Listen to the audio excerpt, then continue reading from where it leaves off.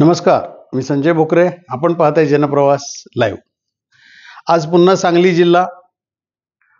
पडळकर प्रकरण चिघळणार का? 1 ऑक्टोबरला चंद्रकांत दादा पाटील, उच्च तंत्र शिक्षण मंत्री राज्याचे, भारतीय जनता पक्षाचे राज्यातले एक नेते, अभ्यासू व्यक्तिमत्व, पण ते सुद्धा संतापले, ते सुद्धा चिडले. या पडळकर प्रकरणामध्ये पडळकरांचा निषेध करण्यासाठी जयंत पाटील समर्थकांनी पडळकरांचा निषेध सोडून मुख्यमंत्री देवेंद्र फडणवीस यांनाच टार्गेट केलं.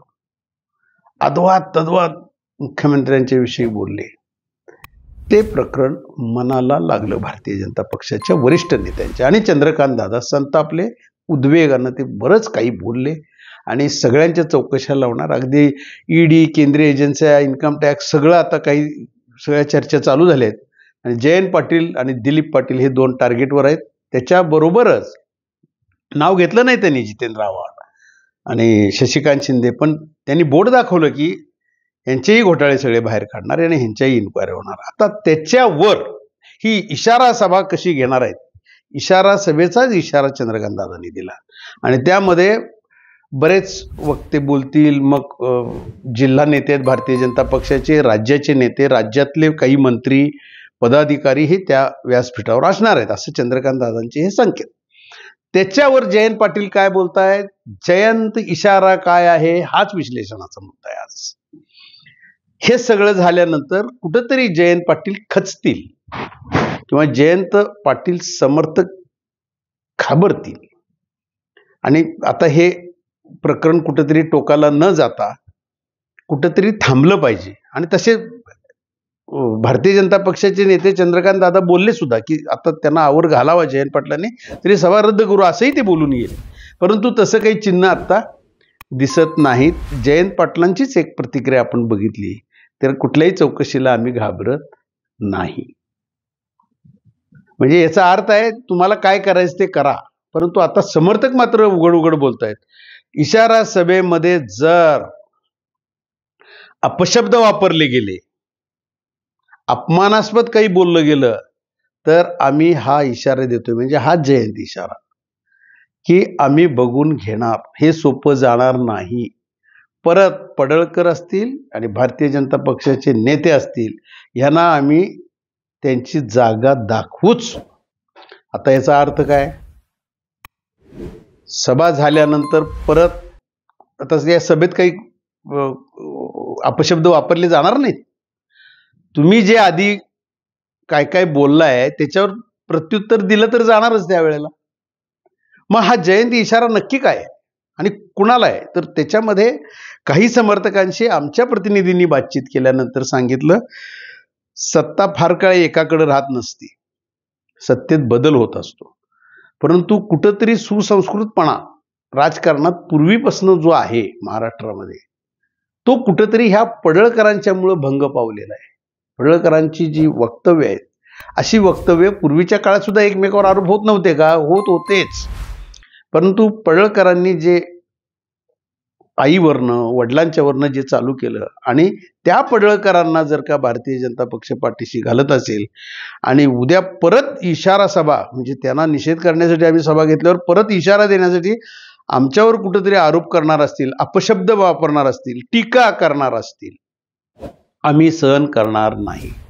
मग याविषयी माहिती मिळाली मला ती अशी की खुद्द शरद पवार, कारण शरद पवारांनी देवेंद्र फडणवीस यांना सुद्धा ह्या पडळकरांनी जी वाच्यता केल्यानंतर फोन केलेले होते. ते सगळ्यांनी बघितलं, ऐकलं, सगळं झालं. आणि देवेंद्र फडणवीसांनी म्हणजेच मुख्यमंत्र्यांनी तशा सूचनाही देण्याचं काम पडळकरांना दिलं. आणि पडळकरांनी सांगितलं मुख्यमंत्र्यांचा शब्द हा आम्हाला मान्य आहे आणि ते सांगतात त्या सूचनेचं पालन केलं जाईल. हे पडळकरांनी सुद्धा सांगितलं ना, झालं विषय. पण विषय हा तिथं थांबला होता. परंतु त्याच्यानंतर जयंत समर्थकांनी जी निषेध सभा घेतली, त्याच्यानंतर प्रकरण परत पेटलं आणि आता त्याला उत्तर देणार. कारण त्याच्यामध्ये सुद्धा जे वक्ते म्हणजे दिलीप पाटलांनी मग काय काय घोटाळे केले वगैरे हे निघणारच, आता ते होतच जाणार सगळं. परंतु त्याच्यामध्ये मुख्यमंत्र्यांच्यावर जे अपशब्द बोलले गेले, त्याच्यामुळे हे भारतीय जनता पक्षाचे वरिष्ठ नेते चिडलेले आहेत, संतापलेले आहेत आणि ते त्या दिवशी 1 तारखेला सांगलीमध्ये प्रचंड मोठी सभा होते आणि ही इशारा सभा आहे. आणि ह्या इशारा सभेमध्ये आता आरोप झाले की जयंत इशारा काय आहे, आम्ही सुद्धा गप्प बसणार नाही.